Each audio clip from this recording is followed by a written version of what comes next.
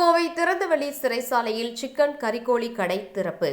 நன்னடத்தை கைதிகள் நடத்தும் இந்த கடைக்கு பொதுமக்களிடம் வரவேற்பு.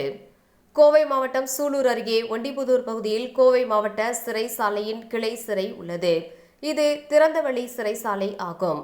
இந்த திறந்தவெளி சிறைச்சாலையில் உள்ள சுமார் 100 ஏக்கர் விவசாய நிலத்தில் நன்னடத்தை தண்டனை கைதிகள் விவசாயம் பார்ப்பது, கால்நடை மேற்பது போன்ற பணிகளை செய்து வருகின்றனர். இங்கு பயிரிடப்படும் காய்கறிகள் மற்றும் கீரைகள், பசுமாடுகளில் இருந்து பெறப்படும் பால், தயிர், தேங்காய் போன்றவை கோவை மத்திய சிறைக்கு அனுப்பி வைக்கப்படும். அங்கு கைதிகளுக்கு உணவுகள் தயாரிக்க இங்கிருந்து கொண்டு செல்லப்படும் பயிர்கள் பயன்படுத்தப்படும்.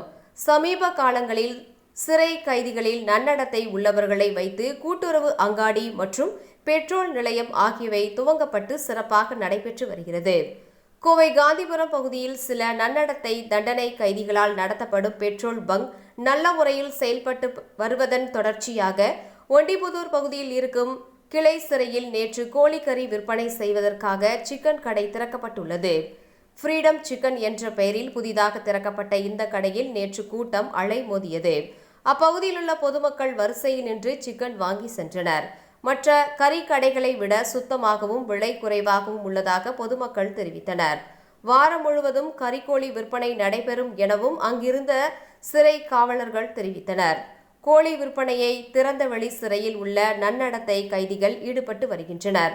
இதுபோன்ற செயல்களால் தண்டனை பெற்ற கைதிகள் மனம் திருந்தி நல்வழிப்படுத்த உதவும் என பொதுமக்கள் தெரிவித்தனர்.